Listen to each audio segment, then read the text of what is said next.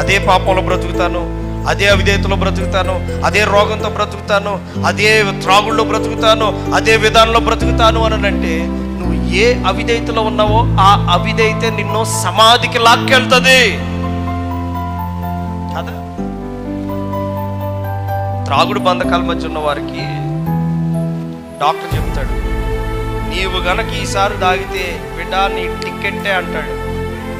ఆ 4 రోజులు గజ గజ గజ మునిగిపోయి ప్రాణభయం మీద, అమ్మో నేను తాగను, నేను వెళ్ళను అని అంటారు.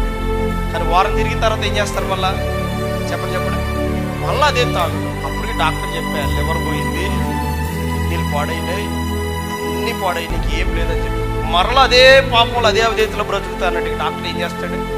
ఏమైనా చేయగలడా? ఏం చేయలేడు. ప్రభు కూడా అంతే. నీవు సమస్తమును విడిచి ఆయన పాదాల దగ్గరికి వస్తే నీకు ఒక క్రొత్త బ్రతుకునిస్తాడు. హల్లెలూయా.